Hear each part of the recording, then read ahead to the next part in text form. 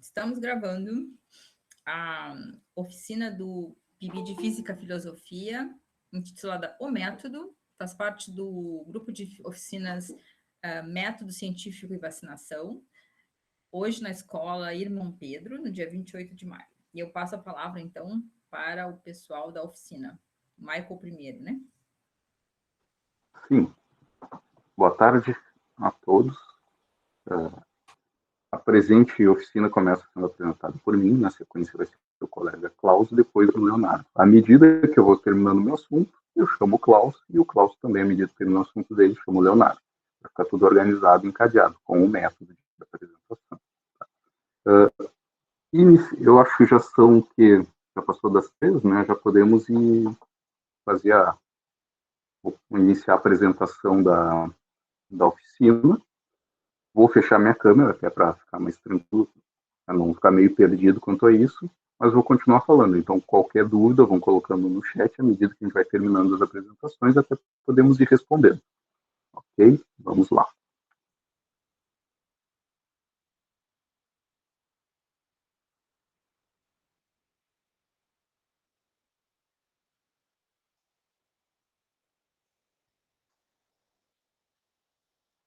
Conseguem ver? Sim. Ok. Então tá. Boa tarde a todos, mais uma vez. Estamos trabalhando com o método. Este visual já de entrada já realmente traz alguma coisa, que o método é algo que a escolha do círculo, sim, é algo que está sempre se retroalimentando e sempre em constante processo. Esta oficina é um oferecimento, como a própria Nara já disse, do grupo PIB de Filosofia, que apresenta vacina e método científico, e essa oficina específica de o método. Vamos começar pensando o seguinte: por que devo acreditar nos cientistas? Como estamos falando em método, precisamos falar cientistas. O método científico tem a ver com cientistas. Por que devo acreditar nos cientistas? Porque cientistas seguem o método e, portanto, são confiáveis. Mas como assim são confiáveis? E aí eu começo fazendo uma ponderação, trazendo para nós duas frases de um cientista que eu escolhi. Poderia ter escolhido vários, mas eu escolhi esses cientistas especificamente porque nas últimas décadas, para mim, ele foi um dos expoentes mais importantes que impediu uma situação muito ruim para todo mundo, uma possível catombe nuclear mundial devido às questões de Chernobyl. Para quem conhece alguma coisa sobre Chernobyl vai entender. Quem quiser pode aprender um pouquinho mais, pode pesquisar na internet.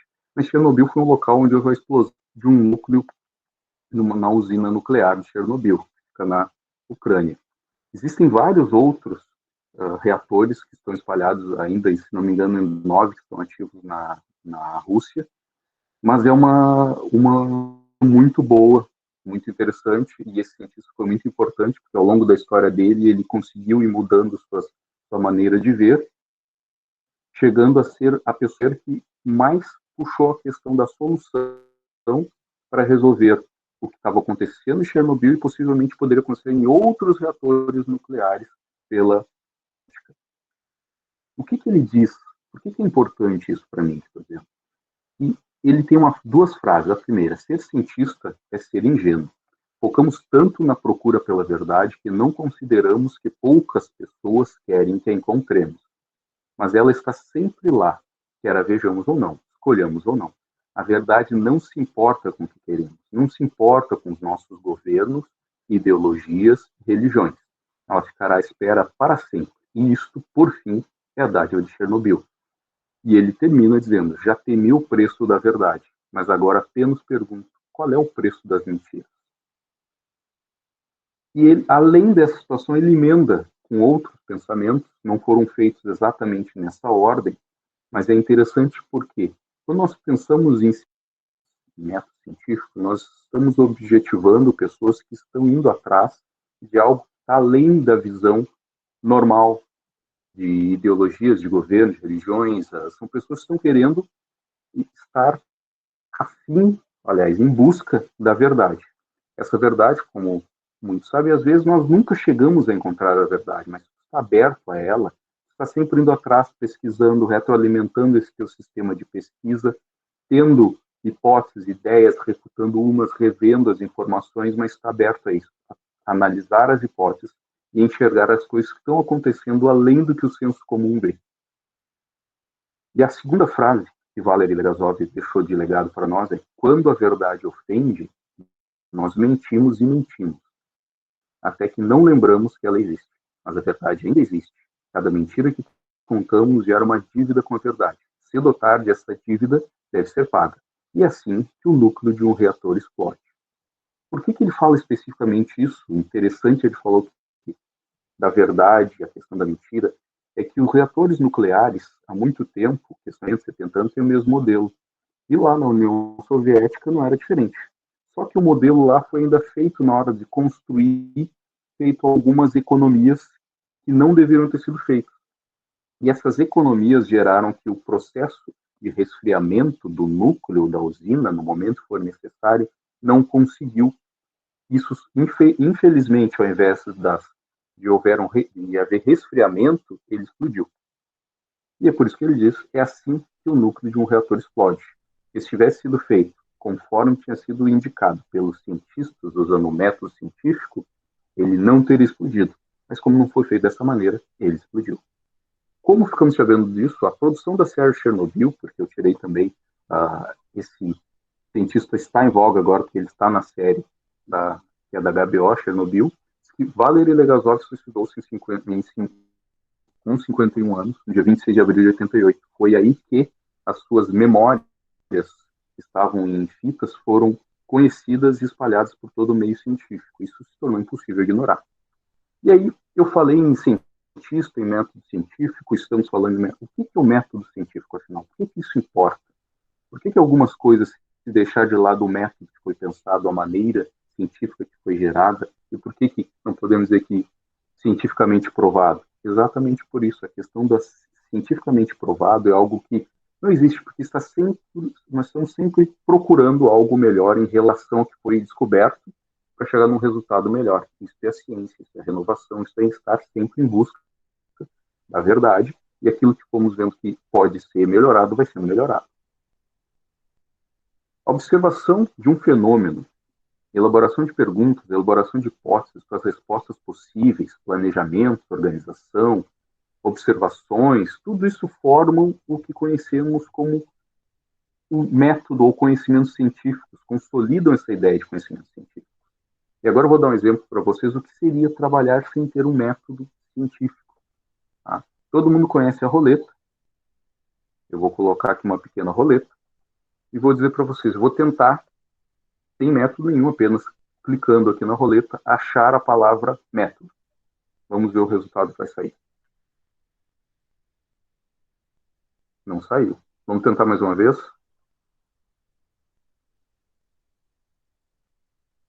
Também não consegui chegar no método. Outra. Também não cheguei. O que importa aqui? Apesar da roleta estar dentro de leis probabilísticas, nós temos aqui 19 itens para uma opção, então vai ser a 19 para 1, isso é probabilidade, está dentro de todo um processo que pode ser estudado em estatística e métodos probabilísticos, como falei, mas ainda não é um método, não possui um método. Mas ainda estamos dentro da aleatoriedade, das possíveis situações que podem ocorrer, dependendo dos fatos que estão sendo jogados ali. Agora, quando falamos em método, nós estamos trabalhando em algo um pouco diferente. Vamos olhar essa outra ilustração.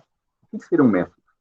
São procedimentos que vão sendo adotados, que têm uma guia, uma maneira de seguir, uma orientação, em que mesmo tendo alguma aleatoriedade, ainda assim seguem um processo. E por esse processo o cientista vai seguindo até chegar no momento que ele descobre alguma coisa importante, a descoberta da roda, ele descobriu algo importantíssimo e vai seguindo, e nessa sequência do método que foi estabelecido, ele vai indo a grandes descobertas, na sequência encontra problemas que precisam ser resolvidos, coisas que precisam ser descascadas, que são ácidas para serem, mas com o tempo ele vai chegando a resultados plausíveis e possíveis, até que ele finalmente encontra alguma solução importantíssima que vai levar ao resultado que almejamos para esse método. Isto, apesar de ter algo que pareça linear ao longo de uma pesquisa, o método científico não se limita às etapas experimentais e de campo, como todos acreditam. Há muitas questões que vão sendo pensadas, descartadas, vão se somando, gerando novas pesquisas, banco de dados, agregando, que isso vai gerando informação, e isso vai sendo construído ao longo de um tempo para se ter resultados plausíveis e possíveis de ser utilizados, seja em qual for a situação. Essa divulgação de resultados é compartilhada em etapas, pesquisas com comitês de ética, isso é público, isso tem que estar transparente, vai ser pesquisado por outras pessoas também, além daquele cientista, pesquisador que vai dar o resultado. Então, algo que for descoberto através de um método, ele permite, sim, que isso seja replicado em outros locais, de tal maneira que exista esta segurança. E é por essas situações que precisamos ter certeza da fonte que está nos dando a informação. Porque dependendo da fonte que vem a informação, jornal, televisão, rádio, internet, ela pode não estar comprometida com essa verdade, com essa questão de realmente replicar algo que é certo. Então, é importante, quanto ao método científico e sobre a transparência do desenvolvimento, termos a certeza dos critérios que foram estabelecidos, que está sendo dado de forma clara e ética. Mas, então, em relação aos cientistas, eu falei em método e vários métodos, então, cada comunidade de cientistas possui o seu próprio método, e a resposta é sim. Cientistas realizam seus estudos seguindo metodologias ao longo de suas comunidades, coisas que vão sendo concordadas e acordadas ao longo do tempo, em que um cientista passa para outro fazer outro par, a avaliação dos pares, outros vão ao que ele está fazendo, necessitando que publicações sérias sejam aceitas, trabalhadas e organizadas, de tal maneira que o método, sim, de cada área seja seguido e se chegue a resultados plausíveis que são testados e colocados que realmente podem ser praticados. O que acontece nessa questão do vírus, porque a ideia também é falar de vacina, os estudos relacionados à atual epidemia do coronavírus podem ser classificados na área de medicina, infecções virais, e também na parte de biologia. Então, há vários métodos, há cientistas que trabalham em cima disso, que são renomados, conhecidos, que em muitos casos, dependendo de quem olha e observa o que estão sendo dito, não presta muita atenção nesse, vai prestar atenção naquele. Por isso é importante a gente ter a fonte adequada para que o método que seja demonstrado na questão da vacina, algum medicamento, esteja sendo dito realmente o que é verídico para aquela situação. E aí, falamos, no caso da vacina, em que consiste esse método de vacina? Quanto às vacinas, não é diferente, como eu disse, há um método para ser desenvolvido e já tem sido debatido há algum tempo os procedimentos científicos que precisam ser colocados de forma clara para o desenvolvimento de uma vacina. E é importante ressaltar que esse método para a produção de vacina já existe, destacando que a OMS já organiza esse método acessível para todo mundo desde a década de 90, e o colega Klaus vai falar disso. Eu não vou adiantar muito mais sobre esse assunto, porque ele vai explicar melhor, e aí vamos compreender porque a vacina atualmente foi feita muito mais rápida do que as anteriores, e que etapas foram otimizadas em relação a isso, tá? Mas isso ele vai falar. Continuando aqui, quais as etapas para se produzir uma vacina? Escuta muito de fase 1, fase 2, fase 3. A etapa principal, antes do que nós pensemos em ouvir falar de uma vacina, está sendo colocada entre os cientistas, que é o desenvolvimento. É uma fase inicial, restrita aos laboratórios, momento em que se avalia várias e várias dezenas, centenas de moléculas, até tu ter uma ideia de como compor a vacina. É uma fase pré-clínica ou clínica, que é definido isso, onde os melhores componentes, como vai ser realizado, são os testes em animais, como esses dados vão sendo obtidos, e a partir daí vem a questão da etapa de conceito, onde as fases vão sendo desenvolvidas, mais ou menos como estão na tela agora, onde a fase 1 é a primeira etapa, onde é o objetivo principal, testar a segurança do produto. São testados em poucos voluntários, geralmente são adultos saudáveis. A fase 2, a segunda etapa da testagem em seres humanos, analisa mais detalhadamente a segurança do novo produto e sua eficácia. Em geral, é usado um grupo um pouco maior, podendo chegar a centenas de pessoas. São os testes de eficácia, efeitos colaterais, provas A, conceitos, a dose precisa ser ótima. E a fase 3, da efetividade e segurança, em que essa última etapa objetiva testar a segurança e eficácia do produto especificamente no público-alvo. Destina. Nessa etapa, o número de participantes pode chegar a milhares. Mesmo depois da aprovação nova dessa vacina, continua sendo monitorada em busca de eventuais reações adversas. Mas ainda há uma etapa maior, são os testes resultados após essa aplicação na população, onde já estamos tendo resultado em centenas de milhares de milhões de pessoas. E aí vem aquela questão da eficácia, eficiência, efetividade.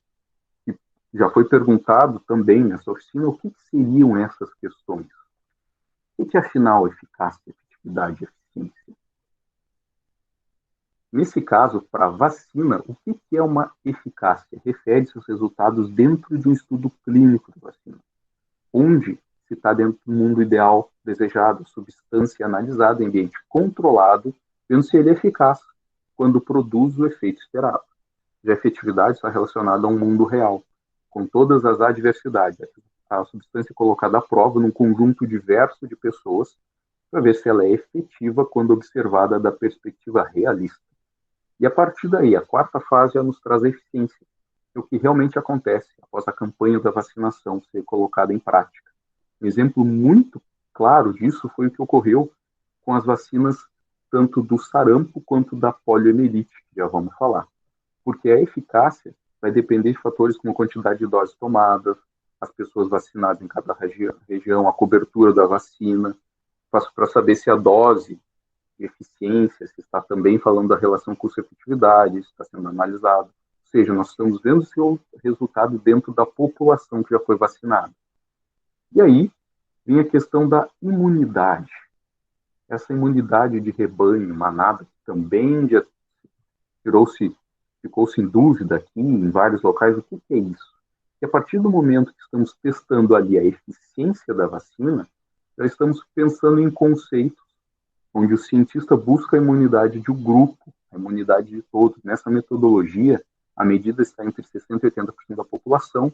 Ao contrair o vírus, pela vacina, pela própria propagação do vírus, vai apresentando distúrbios menores do que desenvolveria com havendo essa certa imunidade coletiva, tornando o cidadão mais resistente ao vírus, reduzindo o número de infecções, e a população vai desenvolvendo anticorpos e a resistência contra o agente causador da doença. Aí, como havia comentado, o exemplo dessa questão da eficiência, a consequência em imunização das pessoas está nas vacinas como sarampo, poliomielite, quando se atingiu uma vacinação de 95% da população, e essa medida foi suficiente para proteger mundialmente a todos. Hoje até se ouve falar de um caso ou outro, mas não significa que ele se propague viralmente, se torne uma epidemia, uma pandemia, porque já há um controle, uma imunidade de barreira, ou de manada, ou rebanho, alcançada por esse tipo de imunização, pela vacina colocada em relação ao vírus que está sendo trabalhado. E aí, pessoal, em todas as etapas e fases, essas vão retroalimentando o método. No caso, o método das vacinas, para ir melhorando cada vez mais e melhor o resultado almejado pela vacina, que é a imunização contra o agente nocivo. Então, quando falamos em questão de método, de vacina, de medicamentos, nós estamos falando que há um método científico atrás disso. Nós já vamos ver como ele foi estabelecido, e então, quando ouvimos falar que algo tem ou não eficácia, o medicamento A tem ou não eficácia, o B tem ou não, nós temos que analisar bem a fundo de onde vem a fonte, porque é possível que o método já tenha comprovado essa eficácia. É possível, sim, que exista já essa situação clara. A vacina pode ser tomada, o medicamento também. Precisamos olhar os especialistas, o que o médico diz, o que cada um está dizendo nessa situação, e pelo pensamento científico, através do método, ir atrás em busca dessa verdade. E aí vem, como foi estabelecido esse método científico? Como se chegou até ele? Aqui temos um fluxograma, mais ou menos explicando que o método científico Ele iniciou com ideias de categorias, visões adequadas e inadequadas em relação ao que estava ocorrendo. Teve-se métodos indutivos, dedutivos, métodos de prioridade dedutiva, hipotéticas, hipóteses e coisas com nenhum método. Observou-se, generalizou-se, teve induções, deduções, capturas mentais, problemas, e assim foi indo, e pessoas foram pensando nisso. Positivismo com Comte, Mach, Descartes, Kant, Popper, Bung, Fairbairn, e esses procedimentos todos foram agregando em procedimentos científicos contingentes, chegando a uma situação de que há implicações quanto a isso, não existia um método científico, mas existe sim normas técnicas e procedimentos científicos cuidadosos, rigorosos para validar tudo aquilo que vocês veem hoje. Com medicamentos e vacinas já conhecidos os procedimentos de melhor utilização já 30, 40 anos atrás. Mas o processo vai além disso, e agora eu vou passar para o Klaus continuar sobre o assunto, na sequência o Leonardo. Muito obrigado pela paciência de vocês, agora vamos para os próximos colegas.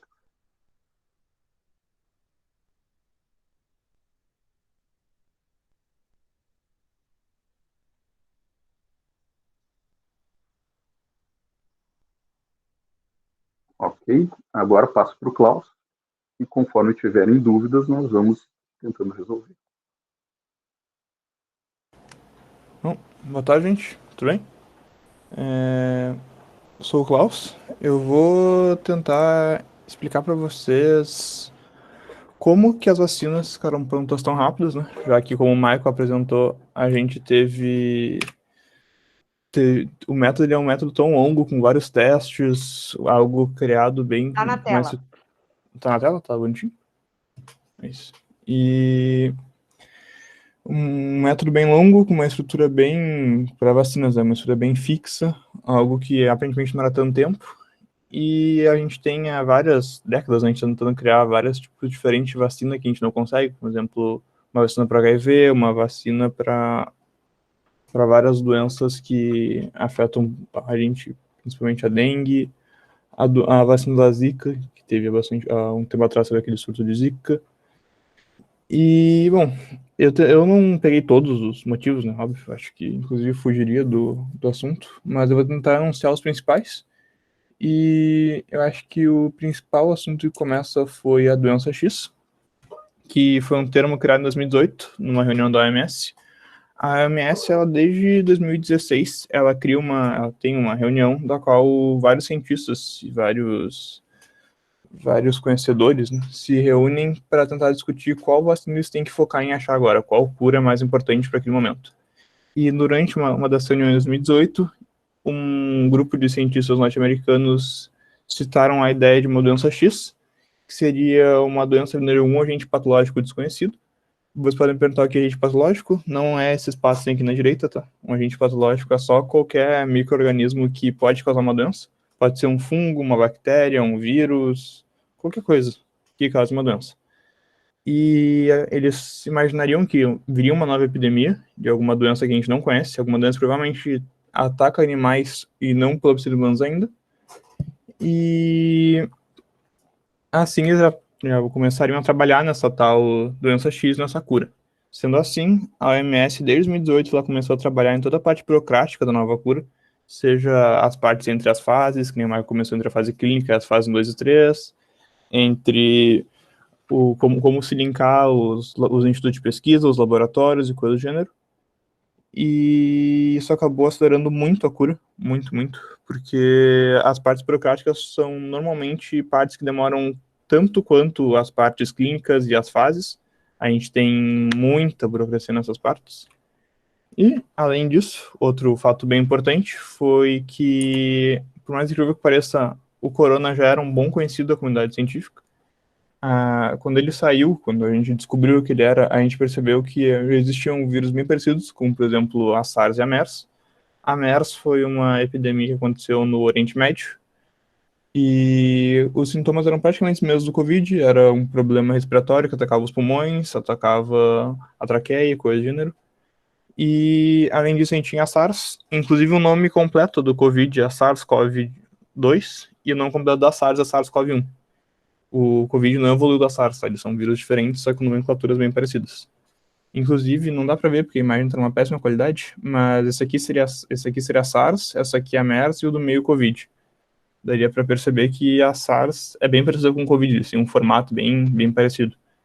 Sendo assim, quando o Covid apareceu e eles conseguiram enxergar o Covid, ver o que ele era feito, a gente já sabia bem parecido como é que ele atacava, como é que funcionavam as coisas, como é que era o formato dele, como é que a gente podia se defender dele, como é que o corpo reagia. E isso acabou ajudando muito. E outra parte bem importante foi o sequenciamento rápido do genoma. O sequenciamento rápido do genoma é quando tu consegue descrever certinho, passo a passo, o que tem no DNA do vírus ou do que quer que seja. E a criação de vacina só consegue começar a partir desse ponto. O marco zero, assim, a linha de início da vacina é quando a gente consegue sequenciar o genoma.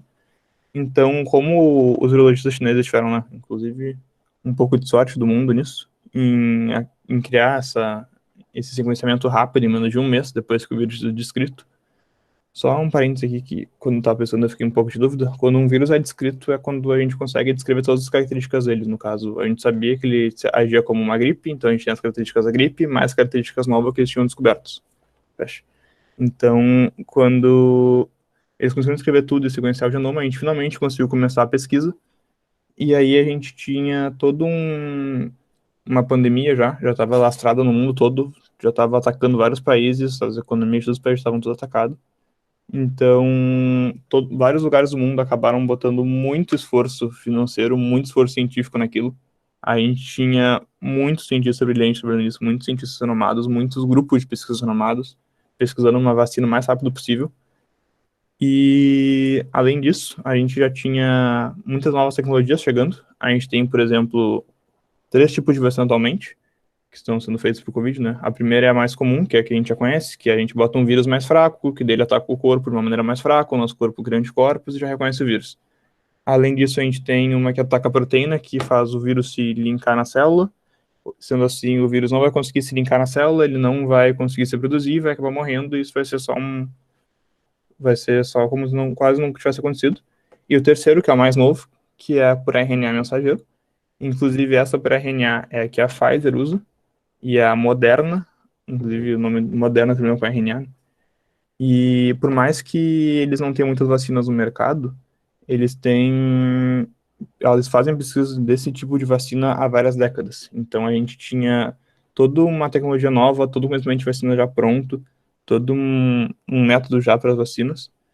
E combinando com a Aliança X, que desde 2018 as pessoas já pesquisavam, ou seja, tiveram 2 anos para isso, a gente já tinha conseguido pular várias etapas burocráticas, já estavam com várias partes pré-prontas, assim, já estava quase um moldezinho prontinho de que era achar sequenciamento e fazer.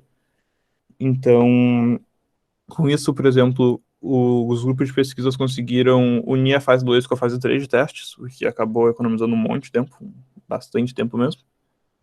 E acho que no mais é isso. Como é que as vacinas carbono são rápidas? Eu estou fazendo um meio de campo entre como as vacinas carbono são rápidas com o método, né? E a história do método. Acho que agora eu vou passar para o Léo. E acho que se alguém tiver alguma dúvida, a gente está aqui para responder. É isso. Acho que agora é contigo, Léo. Ok. Obrigado, Klaus. Obrigado, Michael. Boa tarde, pessoal. Eu sou o Leonardo e eu vou falar um pouco sobre o desenvolvimento do método.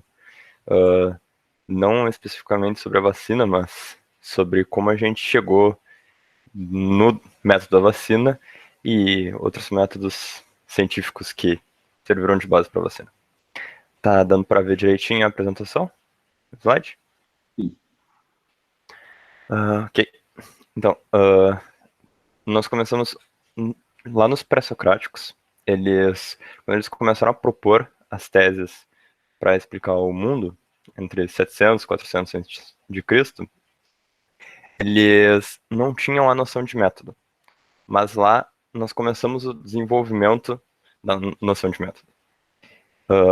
Eles fizeram análises, talvez vocês já tenham aprendido isso ou não, mas, por exemplo, Tales de Mileto fez uma análise das plantas, dos animais, notou que tinha água neles e concluiu que então os seres eram compostos por água. apesar dele não ter em mente, não ter descrito um método para ele chegar aí e por que deveriam acreditar no método dele, ele fez um movimento, digamos, científico que foi muito importante para autores como Aristóteles começarem a desenvolver um método claro. Em 374 a.C., nasceu Aristóteles, e ele foi um dos grandes autores que propôs, acredito que pode-se dizer, o primeiro método definitivo, o que a gente chama de método empirista. Segundo Aristóteles, justamente o que os pré-socráticos faziam, nós analisamos os objetos e chegamos em conclusões segundo isso. Então, segundo a nossa experiência de seres e das coisas do mundo, que nós podemos conhecer e desenvolver uma ciência. Aristóteles, conforme tu vai mais a fundo, tu pode encontrar alguns detalhes a mais que ele exige, mas, no geral, é isso. Aristóteles marcou muito a ciência até o início do período moderno. Durante o período medieval, não tivemos nenhuma grande revolução científica, como vai acontecer na modernidade, e então dá para saber que Aristóteles, desde 374 a.C. até mais ou menos lá por 1564, 1580, ele era o grande cientista da época. Por que durante a época medieval não se desenvolveu muito um método novo ou a ciência? Porque foi uma época muito voltada à religião. E então o foco era mais em desenvolver a religião e as teses religiosas, e acabou se abandonando parcialmente essa busca pela ciência. Na modernidade, nós tivemos um grande autor que propôs digamos, uma revolução no método, que foi o Descartes.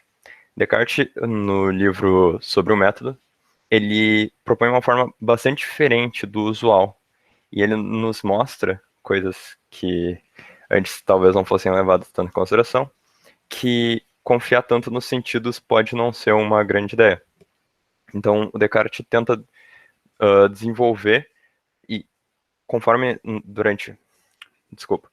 livro sobre o método e nas meditações metafísicas, que são dois livros bastante importantes para entender o método do Descartes, tu pode ver uma caminhada dele tentando manter o método aristotélico e percebendo como isso, no contexto dele, nas ideias dele, não é possível.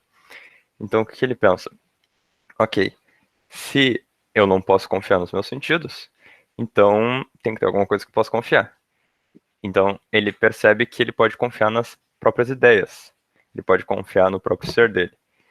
E isso se dá de uma maneira um pouco complexa, mas basicamente ele confia nas próprias ideias e não nas coisas que estão fora dele, porque essas ideias podem ser comprovadas, segundo ele, diferente das coisas que estão fora dele. Então, como o Michael chegou até a comentar, a ideia de método indutivo, dedutivo, Descartes queria um método dedutivo, porque o que é um método dedutivo? É uma maneira em que tu tem total certeza sobre o que tu pesquisou vai dar aquela conclusão. Descartes queria isso. Um dos grandes problemas da modernidade e de Descartes é que ele buscava o método científico. E atualmente, e posteriormente a ele, nós notamos que o método científico não é possível, porque as ciências não são tão redutíveis assim a uma única coisa. Em comparação com Descartes, ainda, nós tivemos o Bacon, que em 1561, que nasceu em 1561, e ele mais ou menos manteve a tradição do Aristóteles, com pequenas modificações. Ele continuou com a ideia de Descartes de que os sentidos às vezes nos enganam. Porém, ele tentou resolver isso, propondo que nós poderíamos prever o engano que nós teremos nos sentidos, e assim nós poderíamos confiar nos conhecimentos derivados dos sentidos. Então, o Bacon não marcou tanto como Descartes marcou, porque Descartes desenvolveu um método que pode-se dizer contrário ao método de Aristóteles, e uma coisa completamente nova para a época. Já o Bacon só fez pequenas adaptações. Por isso que Descartes é tão conhecido pelo método. As conclusões que a gente pode tirar de da breve construção histórica do desenvolvimento do método que eu fiz é justamente que o método não é dito de uma só coisa. Não existe só o método, não existe um método, existem diversos métodos. E esses métodos podem se dar em diferentes ciências, como o método utilizado na química, na física, na biologia, como podem se dar em diferentes áreas de uma mesma ciência.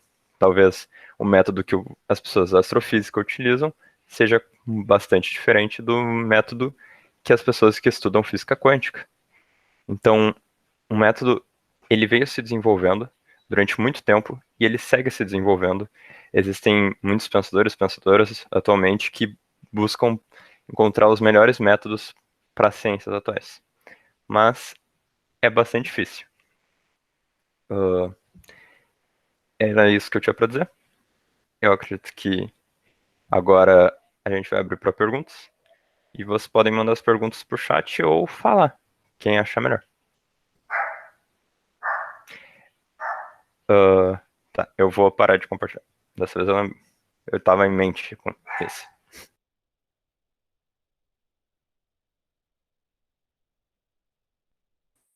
Então, vamos lá. Alguém tem alguma questão para começar?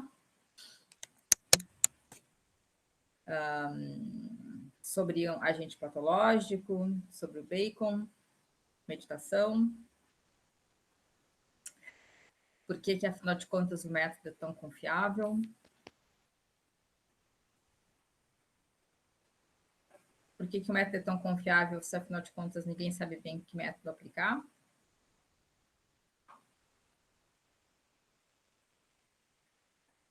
A gente pode, inclusive, propor perguntas para vocês. Para levantar alguns questionamentos.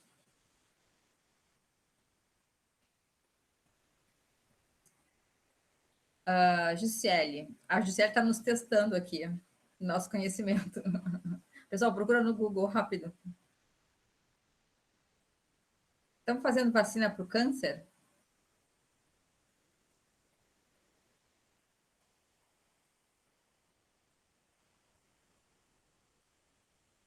Já que ninguém vai abrir, eu acho que eu vou responder isso minimamente com o que eu sei. Sim, vai lá. Vacina para o câncer é meio complicado de fazer, né? Porque o câncer, de certo modo, até o meu vasto conhecimento me diz, é que não é nada mais que um crescimento estranho de células, né? Então é meio difícil fazer uma vacina para isso. Talvez eles tenham feito uma vacina para um tipo de câncer específico.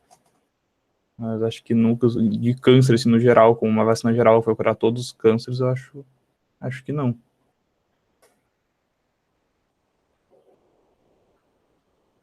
Acho que é isso, basicamente. Universal. Já existe a vacina para o HPV, né? Para HPV já existe. HPV é um primo irmão do câncer, sei lá, câncer de pele, né? É um princípio, né, do câncer. É um princípio. Câncer de útero.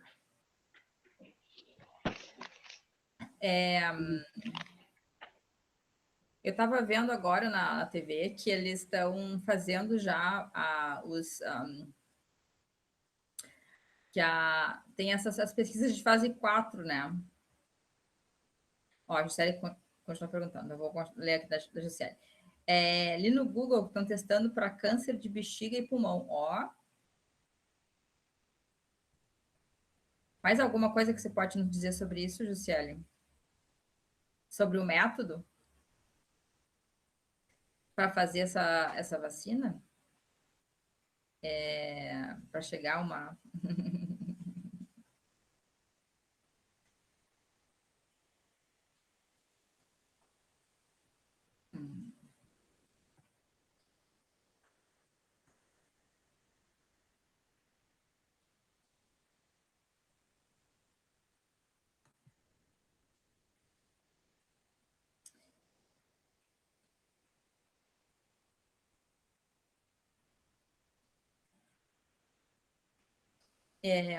Tá, eu vou continuar falando um pouquinho para ver se vocês desenvolvem mais algumas questões.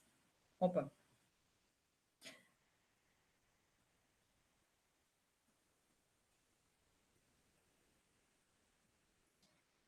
Sim, a Lavínia menciona que essa vacina é capaz de provocar reações imunológicas, mas ainda não dá certo, ainda estudam. Porque, de fato, a ideia da vacina é que a gente possa, que o nosso organismo possa se defender dela, né? Como reações imunológicas, como diz a Lavínia. Seria como se o nosso organismo conseguisse reagir a esse crescimento de células. Uhum.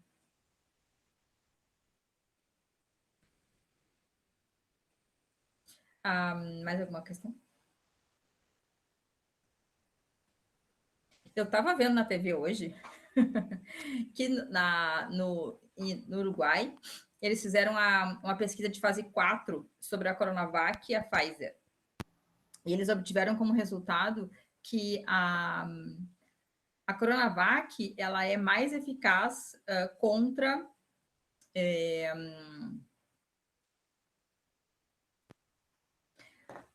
as fases graves da doença. Então, ela tem uma taxa de sucesso, né, em impedir pessoas de ficarem muito gravemente doentes, muito alto, tipo, acima de 90%. E a Pfizer, ela não é tão eficaz nesse aspecto, mas ela é eficaz no aspecto da não transmissibilidade. A Pfizer, ela é mais eficaz em não transmitir do que a Corona, mas ela é menos em impedir que as pessoas cheguem a uma... Caso ela adquira o vírus, né, que ela não chegue a ficar muito doente. O que é interessante, né? E o Pedro Halal, né, que é esse ex-reitor da Universidade de Pelotas e que fez vários... Ele é da estatística e ele fez várias pesquisas sobre epidemiologia do coronavírus. Ele disse que isso é, de fato, um teste de eficiência das vacinas, porque já é um teste de realidade, né? É um teste de como é que elas estão se comportando na realidade. Não é mais testes, não são mais experimentos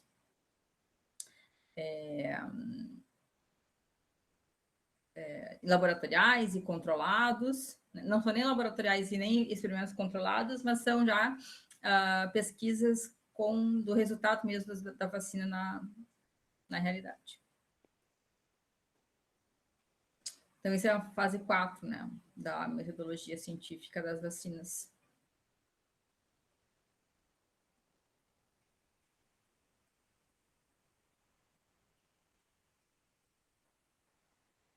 O importante é que para o mundo científico não existe verdade absoluta.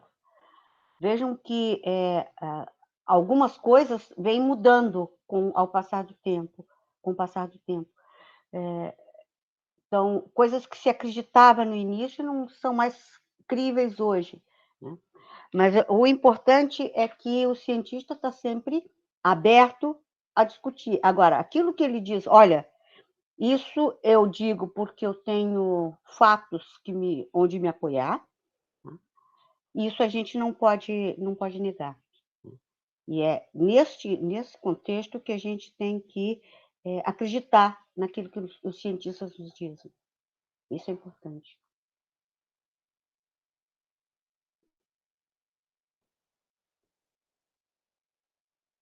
Alô? Oi? Estão me ouvindo? Não estamos te ouvindo, Michael. Não está muito alto seu som. A chuva está dando um trabalho enorme aqui. Vou tentar mudar o microfone, peraí.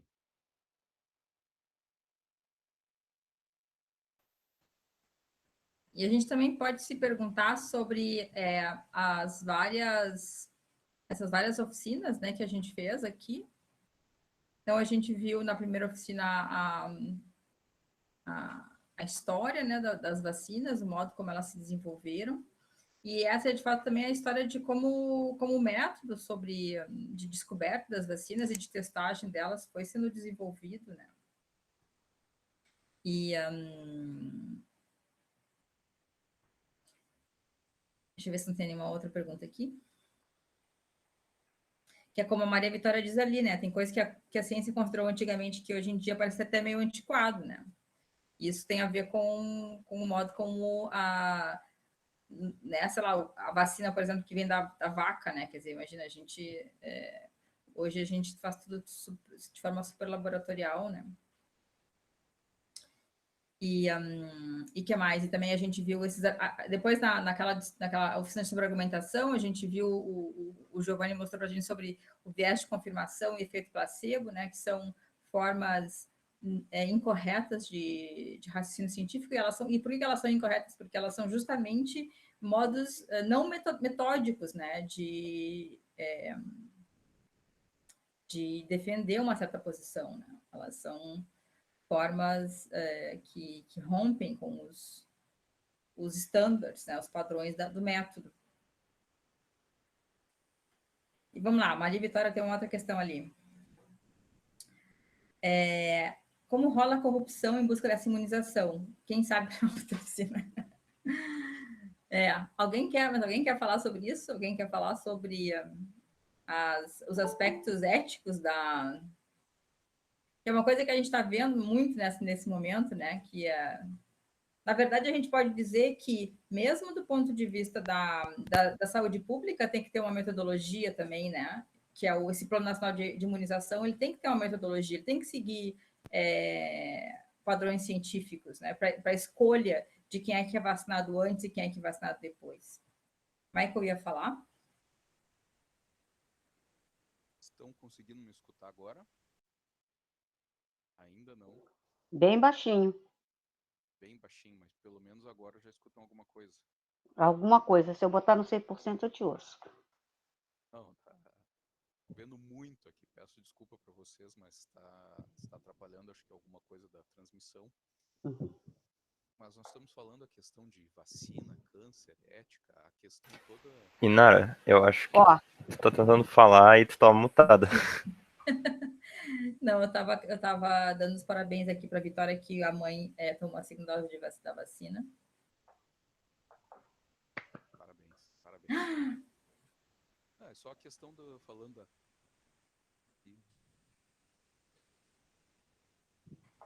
E como é que... então tem uma denúncia, inclusive, que a senhora da filha comprou um lugar.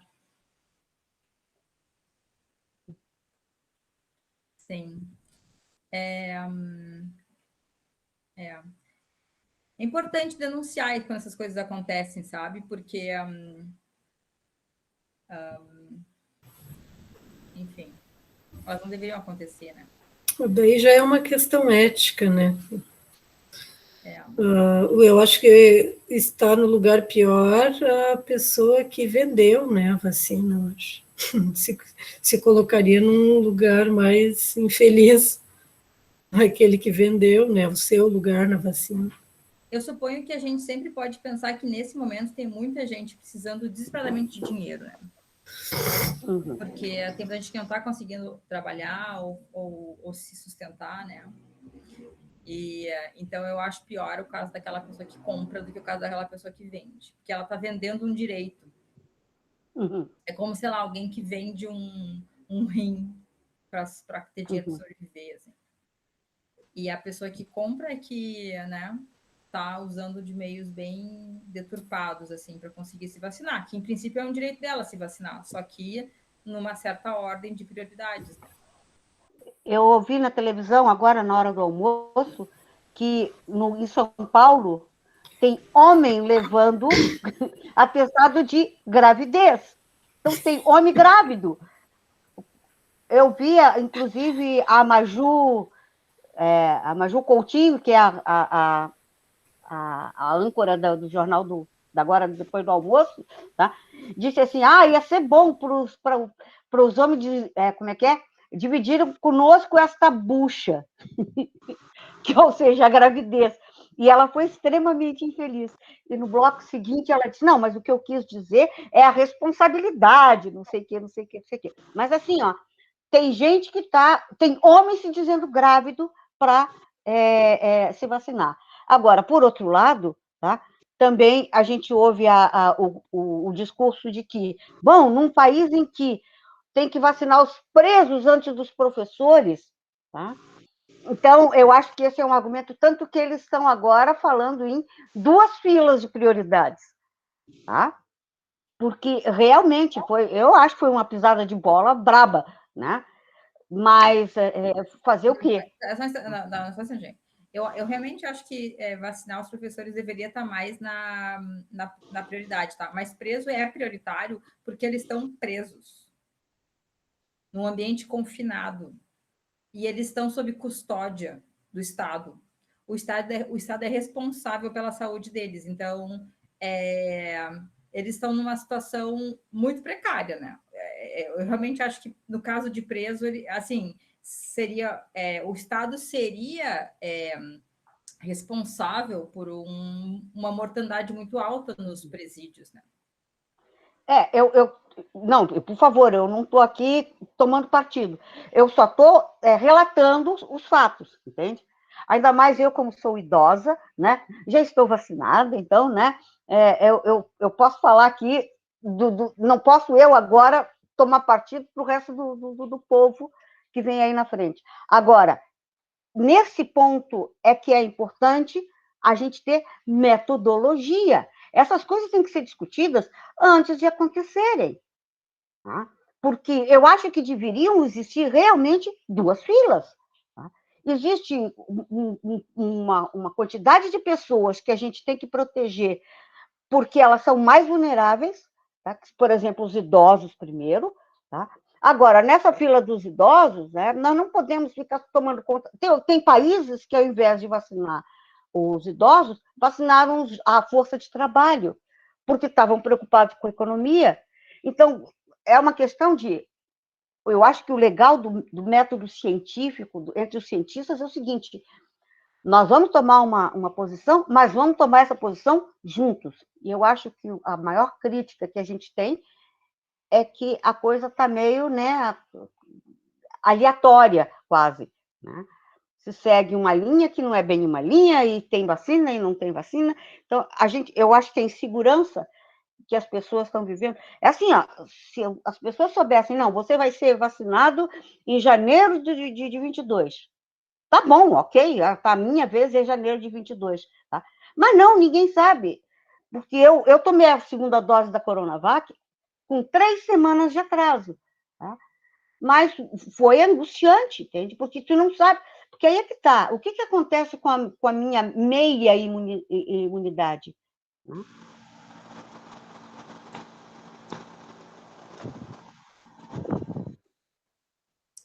Ela já era meia antes. Agora ela cai para 30%, parece. A primeira dose. Sim, mas ela decai com o tempo. Ah, entendi. Até que ela chega, ela vem num crescendo até 50%, e a partir daí você começa a decair. Por isso que você precisa de um reforço para dar uma aumentada. E a questão toda essa é uma informação que nós não temos ainda. Qual é a duração disso? Qual é o alcance temporal disso? A vacina da gripe é 1 ano. Todo ano a gente se vacina, que eu digo é a terceira idade, tá?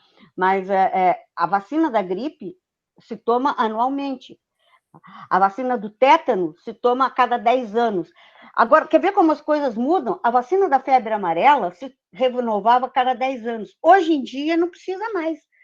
Chegaram à conclusão de que você fica imune para o resto da vida, tendo tomado uma vez na vida.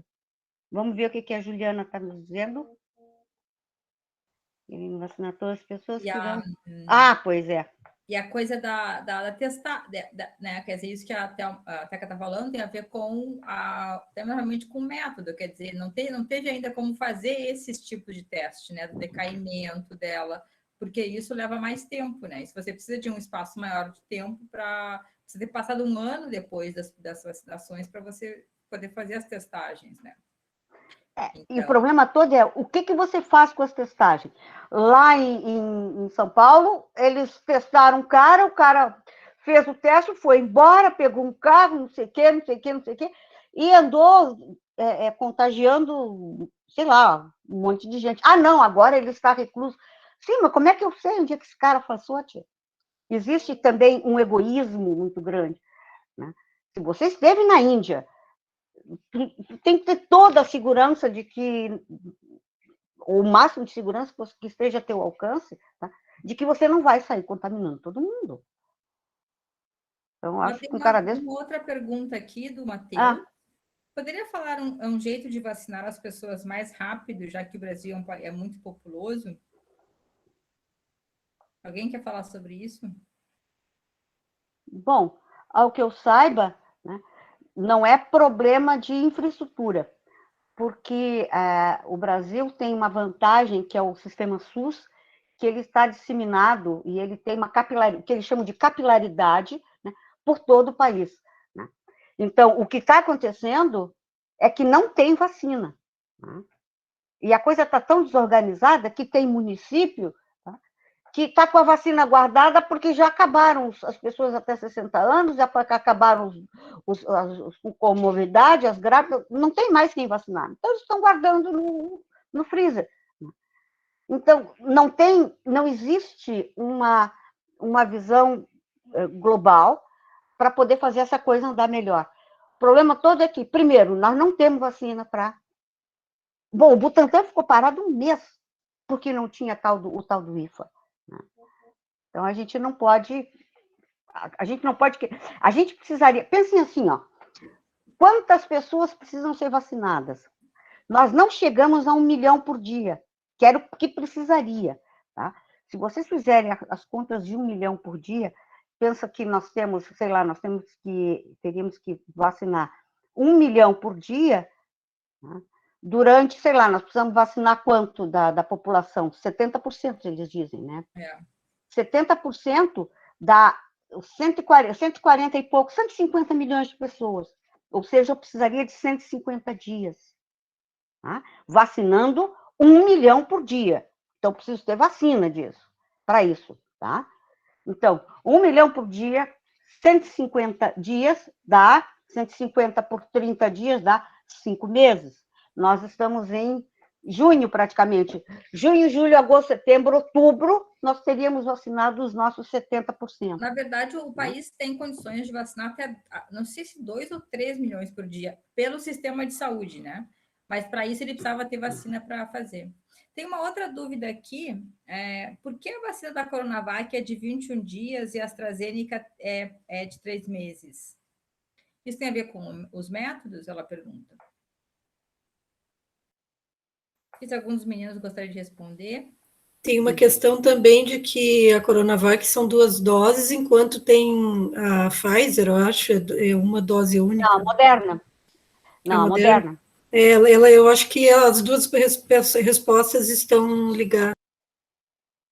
Bom, eu vou tentar responder então, já que foi das vacinas, né, na oficina. Uhum. Basicamente, pelo que eu entendi, né, eu não sou um exímio conhecedor de vacinas, eu sou um mísero estudante de física. Essa parte eu não pesquisei muito na minha vida. Mas até onde eu sei, isso depende de quanto a concentração do precisar ter daquele efeito para aquilo conseguir gerar anticorpos suficientes para o teu corpo conseguir reagir a tempo. E o caso da Moderna, por exemplo, não ter segunda dose, é que a Moderna ela usa o RNA, né? O RNA mensageiro, que é um tipo novo, que a Pfizer testou. Eu não sei se a Pfizer chegou a terminar de usar, eu só lembro de ler que a Pfizer estava testando os RNA e tal. E além disso, mesmo quando eles usam o mesmo tipo de vacina, mesmo quando a gente tem, por exemplo, 2 vacinas que usam um vírus mais fraco para te atacar, ainda assim elas usam quantidade de vírus diferentes, né? E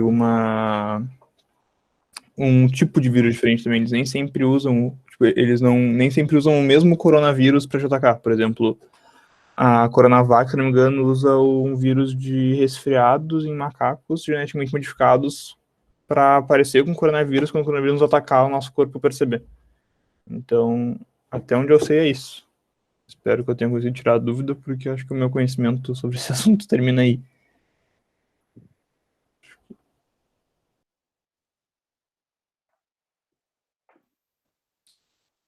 Sim, obrigada, Cláudia. Acho que foi bem elucidativo.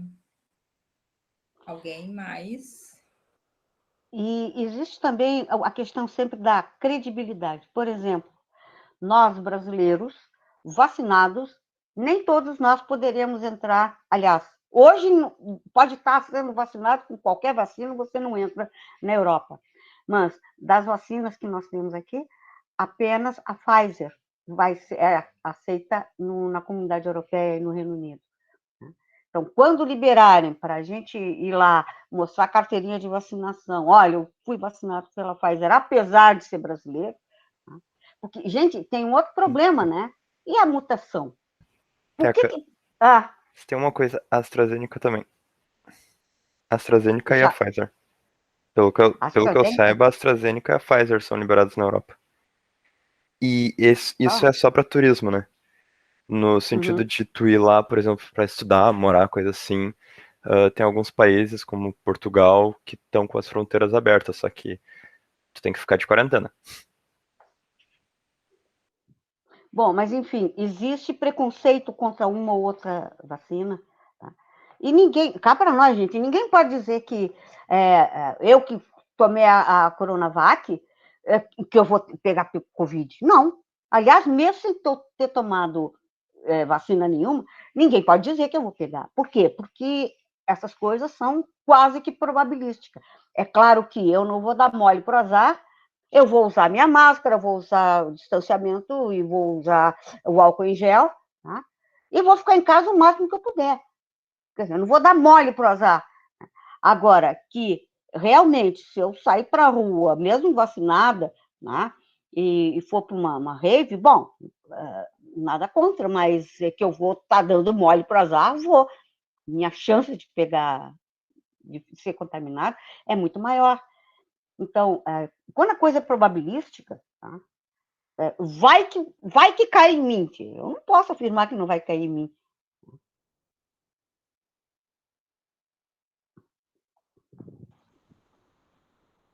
Sim, sim.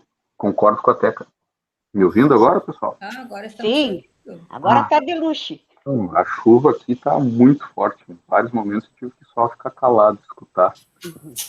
Tá ruim até a internet aqui.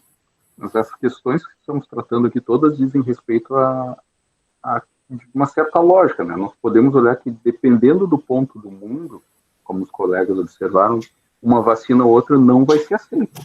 Por mais que queira entrar num país europeu, se não tomar as vacinas, então, comparar os países, e a gente começar a dizer, uma colega, o Brasil não aceitou tantas vacinas, a Europa outras, a gente está falando de mundo. Podemos ver que não é só o Brasil que tem restrições com vacina, o mundo inteiro tem restrições com vacina, dependendo de onde elas vêm. Então, nós temos que separar a questão da política da saúde. Saúde é uma coisa, política é outra. A saúde leva em consideração questões de critérios certos, científicos, uma metodologia que foi adotada, e cientificamente nós chegamos nós chegamos a locais que podemos, não está muito certo por aqui, vamos para aquele outro.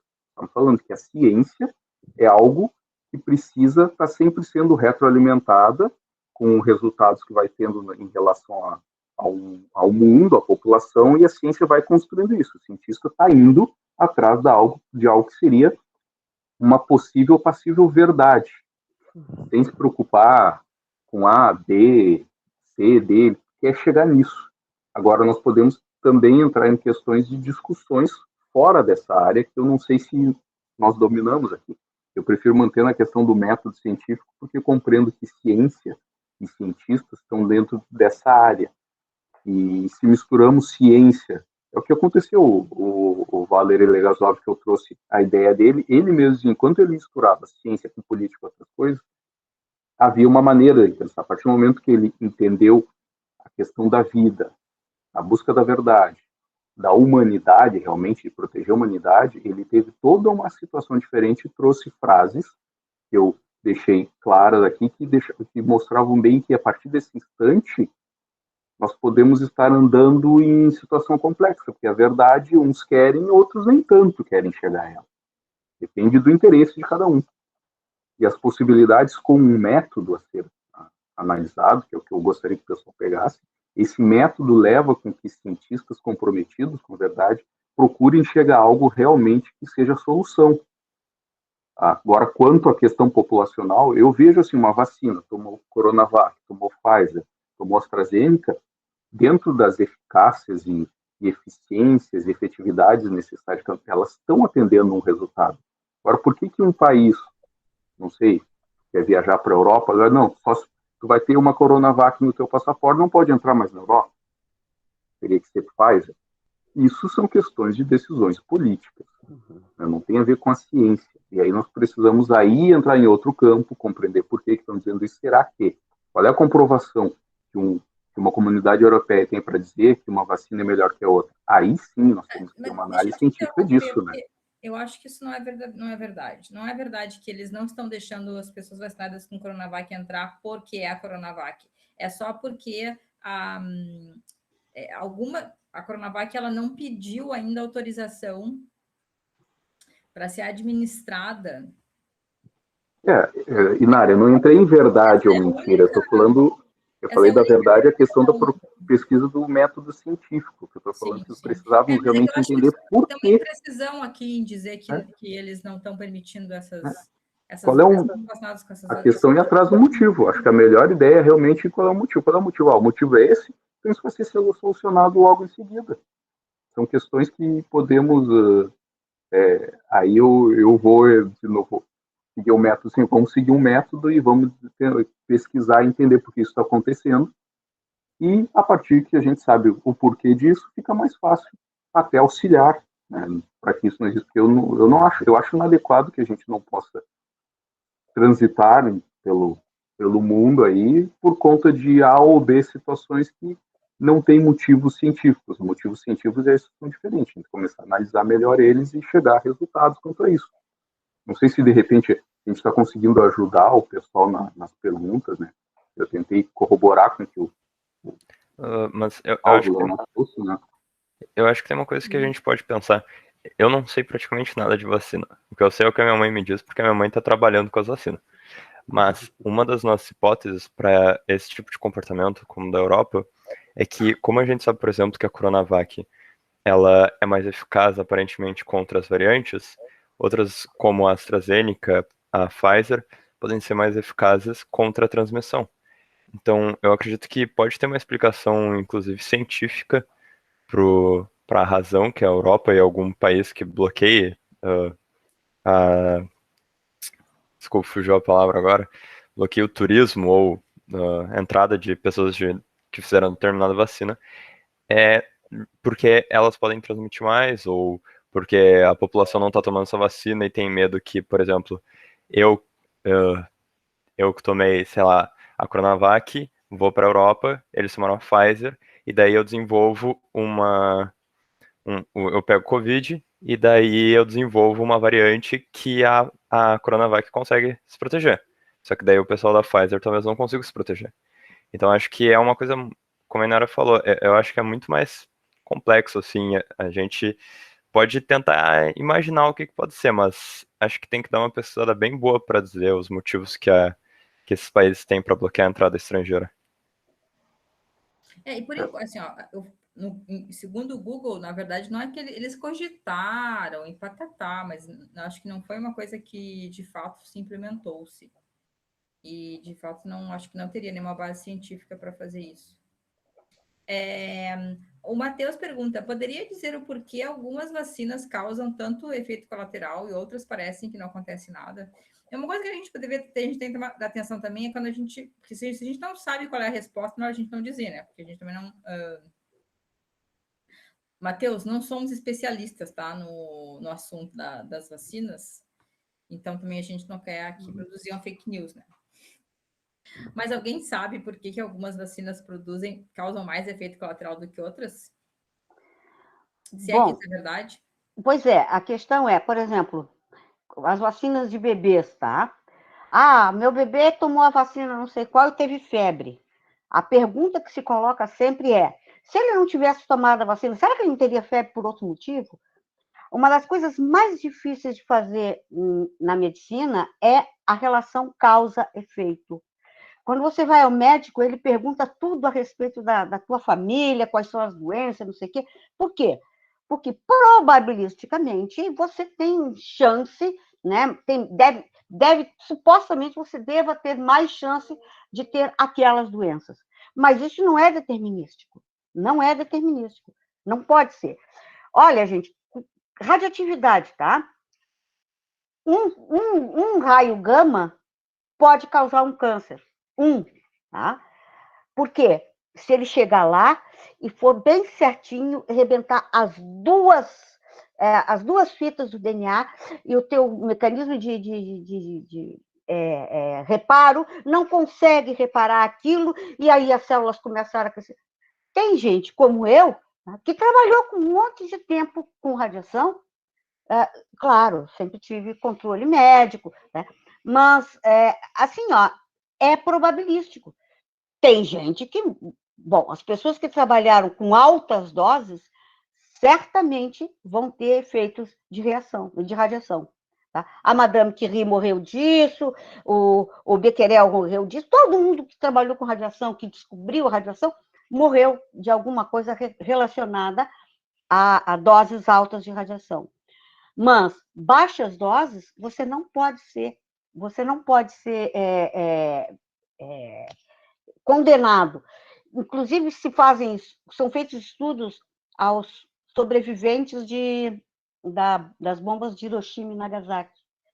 Porque assim, porque a bomba atômica matou não sei quantos milhões. Bom, eles morreram da bomba, não foi da radiação. Tá? Porque a radiação não mata instantaneamente. Tá? Então, não sei quantos megatons, que significa megatoneladas de pólvora, né, de explosivo, de dinamite, tipo, tá? Então, a bomba atômica matou por ser bomba, não por ser atômica, não por radiação. Só que os efeitos tardios da radiação são estudados até hoje. Né? Então, foram observados, por exemplo, casos de microcefalia e uma série de coisas, e aí, então, dizem que, foi por causa da radiação porque está acima da média. Mas, vejam, isso não é determinístico. Né? Então, a gente não pode dizer que os efeitos colaterais... Teve um efeito colateral que teve uma doença, um paciente que teve uma doença bruxa lá, que é muito rara.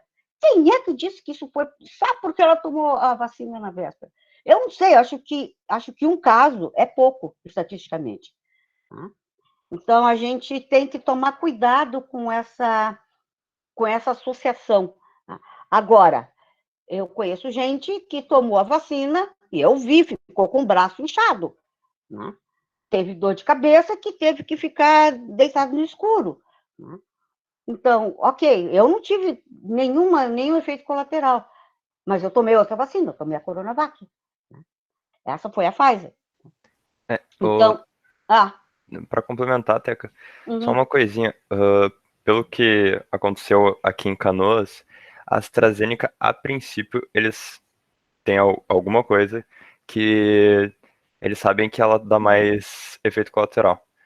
E, inclusive, isso foi levado em consideração para vacinar os idosos, porque os idosos aqui não podiam tomar AstraZeneca, eles tomavam a Coronavac. Então, a princípio, a AstraZeneca tem efeitos colaterais. Por que disso aí eu não sei. Só para complementar o que eu estava falando. Pois é, então, é exatamente isso. Vê só, isso é ciência. Bom, a gente não pode afirmar, mas vai que tem. Né?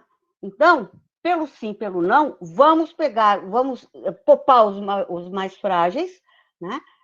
E não vamos usar essa vacina que aparentemente... Porque aí é que está, não se comprova nada, a gente só pode dizer, olha, não, isso não pode ser associado. Mas a gente nunca pode dizer isso em medicina, que não existe relação causa-efeito. Colocando isso dentro do que estudamos hoje, vamos ver se eu consigo abrir a minha câmera, porque a internet é melhor. Uhum. Colocando isso que a gente estudou hoje, é a questão a análise aquela da quarta fase, né? A questão da eficiência dessa vacina, porque quando ela é testada realmente no grande grupo no momento da vacinação. Essa questão da AstraZeneca que o Leonardo trouxe, eu conheço também umas 2 pessoas que acabaram tomando e tiveram dificuldade. São pessoas da área da saúde e outro colega da área da segurança. Que tomaram e realmente sentiram e no dia seguinte estavam mal. Mas isso é algo que está sendo analisado agora. Nós temos que pegar caso a caso, pegar o quantitativo de casos que estão sofrendo isso e, a partir daí, sim, poder gerar dados que vão te dar informação de que, olha, a AstraZeneca ela tem, sim, maior efeito colateral devido a X, Y, porque a partir do momento que tu anota o efeito colateral, assim tu vai atrás do que ela tem de diferente das outras para dar esse efeito. É bem importante a gente estar falando, se a gente for vincular a questão da oficina, isso é eficiência. E aí, a partir daí, também verificar a questão. Tem algumas pessoas que estão dizendo assim, vou trazer outra nuance. Pessoas, eu tomei a vacina, mas fiz o teste Covid e deu negativo, não tinha proteção nenhuma. E aí também tu tem que ver o teste, porque às vezes tu condena a vacina quando é o teste. Tem muitos casos, essas pesquisas que a gente foi fazendo, não somos nenhum de nós entende vacina, como diz o próprio Klaus, a gente é da física, mas as pesquisas para esse método eu acabei topando por questões de uma explicação simples de um cientista, patologista, dizendo assim, que tem muitos dos testes que estão sendo feitos, ele deu um exemplo de uma rosa. Em vez de tu testar a pétala, tu testa o espinho. O resultado vai ser diferente. Então, se tu, de repente, está testando para alguma coisa para detectar se a vacina gerou a proteção do anticorpo, pode não estar pesquisando no lugar certo. Essa foi a explicação que eu li desse especialista. Então, é sempre, quando se trata em ciências, não podemos afirmar, podemos refutar algumas coisas, mas a questão do cientista é isso, de tu ir atrás de algo que seja um fato, que dê veracidade à tua pesquisa, comprovando, né, o que tu está vendo ali. Por exemplo, o fato AstraZeneca gera um efeito colateral. Olha a comprovação, vamos ir atrás. Está acontecendo normalmente, todos os casos acontece isso. Aí quando tu começa a entrar na parte de generalizar, que realmente acontece, tu está começando a te gerar os dados estatísticos necessários para poder dar uma resposta quantitativa e qualitativa para aquela situação. Senão é bem a observação do rapaz, foi na Inglaterra, realmente uma pessoa que desenvolveu uma doença incrível. Mas a questão é, ele já não estaria propício a isso? Isso foi o gatilho ou não foi? Não. Leva muito à questão de um método científico para poder chegar a esses resultados que retroalimenta o sistema e assim a gente vai desenvolvendo, seguindo adiante. Por isso, mais adiante, quem sabe, uma outra vacina para outro vírus seja muito até mais rápido de se desenvolver, porque a gente já tem todo esse conhecimento sendo agregado agora. Essa é uma parte importantíssima da nossa discussão. Eu voltar um pouco a esse ponto de AstraZeneca causa mais efeitos colaterais, tá? Porque eu acho que, eu não acredito que isso seja verdadeiro, e é muito importante que a gente não fique veiculando, assim, esse tipo de informação, porque a gente está num momento em que as pessoas estão querendo escolher a vacina que elas vão tomar, tá? E isso é absolutamente errado, tá? Quando chegar a sua hora, né, espero que ela chegue logo para todo mundo, como já chegou para a Teca, né? Você não pode escolher, tá? E aí estão veiculando um monte de notícias sobre essa vacina causa mais, então a gente tem que conseguir, e parte do que a gente estava fazendo aqui era evitar fake news, tá? Uhum. Então, por exemplo, eu coloquei aqui no Google e, não sei, o Leonardo disse que não estão vacinando idosos em Canoas de AstraZeneca, mas eles estão, né? Agora estão vacinando aqui, estou vendo aqui. Bom, talvez agora eles tenham parado, porque você quer notícia de 27 de fevereiro. Isso foi logo no início da vacinação aqui em Canoas. Bom, em todo caso, eu acho assim, ainda assim, eles precisam dar informação precisa sobre essa razão pela qual eles não estão vacinando idosos com AstraZeneca, porque o resto do Brasil inteiro não fez esse tipo de restrição. E os efeitos colaterais dessas vacinas, eles são, segundo né, os episódios, os eventos adversos que aconteceram, eles são estatisticamente muito mais raros do que efeitos colaterais de muitos outros remédios, como, por exemplo, pílulas anticoncepcionais. Tá? Então, o nosso corpo tem duas coisas, tá? Uma coisa é de fato um efeito adverso, como trombose, que é uma coisa grave. A outra coisa é um efeito adverso da própria vacina, porque quando você coloca o anticorpo, você tem que, ou melhor, quando você tem que desenvolver, né, tem a reação imunológica, é possível que você vá ter o seu organismo reaja a isso. Então, você vai ter dor de cabeça, febre, vai passar meio mal, porque o seu organismo está tendo que formar os os tais dos anticorpos. Então, isso não chega a ser assim, um efeito colateral, porque você não vai passar assim super mal. É uma gripezinha nesse caso. Não, é que é efeito justamente dos teus mecanismos de defesa, Exato. que estão aprendendo a se defender. E aí é que está o segredo. Efeitos colaterais graves que teriam indicação de retirar a vacina ou de não dar a vacina para isso ou aquele grupo, como teve, por exemplo, uma suspeita com grávidas, né, de trombose. Mesmo ali, havia médicos dizendo, olha, na verdade, o efeito positivo da vacina ultrapassa em muito a chance de trombose. Então, o Ministério, mas foi uma decisão do Ministério da Saúde, ou da Anvisa, sei eu, de suspender a vacinação para grávidas, ou, né, puérperas, etc. Então, essa é uma notícia que, de fato, me parece que, ainda que fosse colocada em dúvida por cientistas, o Ministério da Saúde decidiu. Agora, se em Canoas eles decidiram retirar a vacinação da AstraZeneca para idosos, eu considero isso um pouco precipitado da parte de Canoas. Mas talvez o Leonardo tenha mais informação, tá, Leonardo? Se você quiser complementar. Não, eu não queria que a gente tivesse a impressão de que, de fato, assim, existem vacinas mais perigosas, porque elas foram, inclusive o método delas consiste em uma parte em ser testada contra riscos. Sim.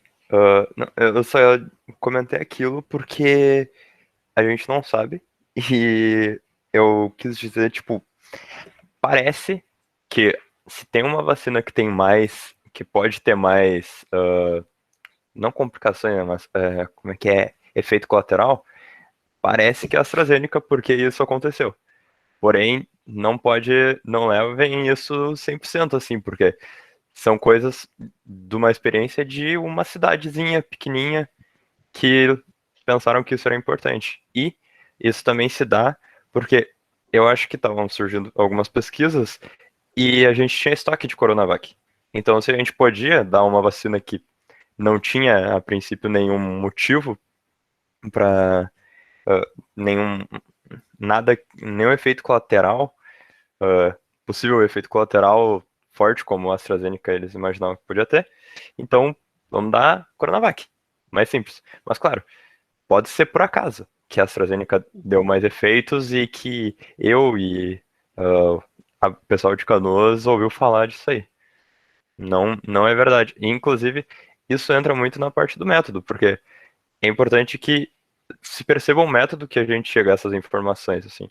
Eu tô falando de uma pura experiência minha, e isso tem um valor minúsculo. Vocês não podem levar em consideração isso, porque depois que eu falar, o importante é vocês irem na internet ou em livros e pesquisar em fontes confiáveis se o que eu tô falando realmente se mostra, se pessoas realmente pesquisaram e comprovaram que isso está certo. Então, independente de quem seja, assim, claro, confiar nos professores, sempre. Mas mesmo em alguns casos, assim, que tu pode ficar meio receoso, dá uma olhadinha lá em uma fonte confiável e fala, ó, realmente, tá certo. Às vezes você toma atitudes, decisões políticas, tá? Nota bem, aplicar a Coronavac que tinha em estoque teve uma consequência. Faltou segunda dose de Coronavac. Eu levei 3 semanas para conseguir a minha segunda dose. Né? Então,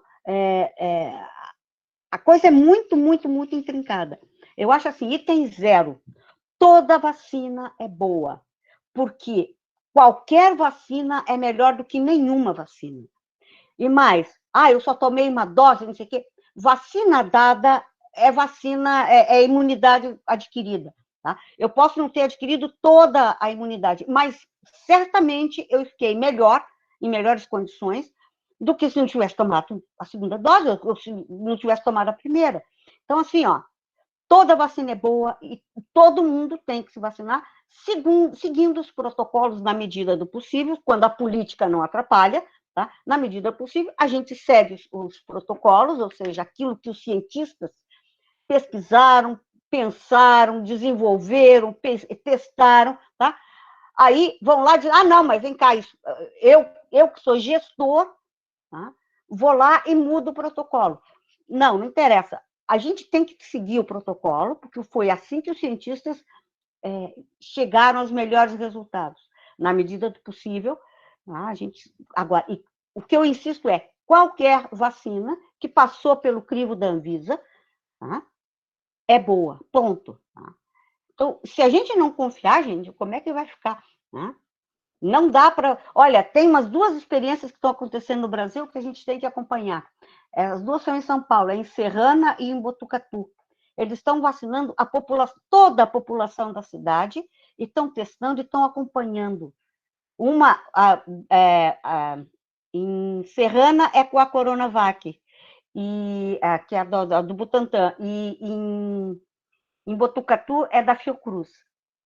Então, eles estão lá fazendo um experimento em uma cidade de verdade, com, sei lá, 80 milhões de habitantes. Não, 80 mil habitantes, desculpa. É que a gente está com os milhões da vacina, né? 80 mil habitantes. Tá? Então, assim, isso é acreditar nos cientistas. Os cientistas fizeram as coisas, aí botam lá na mão, vai para a área política, tá? E aí, bom, aí dá a porcaria, né?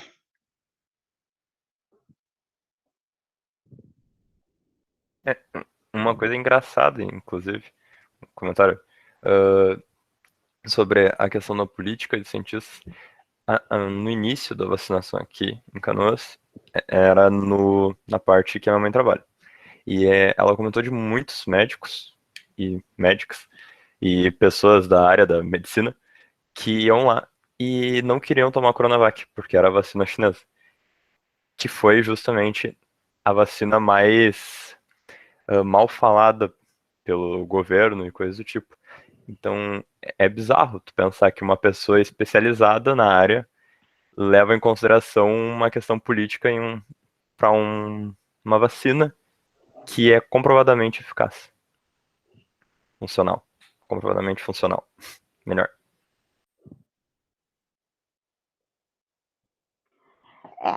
A classe médica também... bom, eles têm lá as características, as peculiaridades de personalidade deles. Por exemplo, o meu cardiologista, quando começaram a vacinar os médicos, eu digo, e aí, fulano, já te vacinaste? Aí ele, eu digo, qual foi a vacina que você tomou? Eu digo, eu tomei a Oxford. Bom, pelo menos parece que essa é melhorzinha. Olha, eu me neguei a conversar, sabe? Eu digo, que bom para ti, tá? Então vamos fazer meu eletrocardiograma aí, que é o que eu vim fazer aqui. Não vim aqui para discutir. Mas, entende? Esse preconceito é infundado e mais. Gente, assim como um médico não pode fazer juízo de valor sobre vacinas, nós temos o dever de, por termos acesso à informação, termos claro essas coisas todas que nós estamos tendo a oportunidade de discutir aqui. Nós temos responsabilidade de não propagar fake news. E mais, nós vamos... Agora, espero que vocês possam discutir esse assunto, ou pelo menos argumentar, né, contra os ditos ruins, né, de uma maneira com mais certeza. Tá? Porque, afinal de contas, vocês têm fundamentação, vocês sabem onde buscar informação. Tá? Então, isso é uma responsabilidade nossa, que temos acesso à informação. É difundir e discutir esse tipo de coisa. É o que nós estamos fazendo aqui com vocês. Nós todos estamos fazendo, juntos.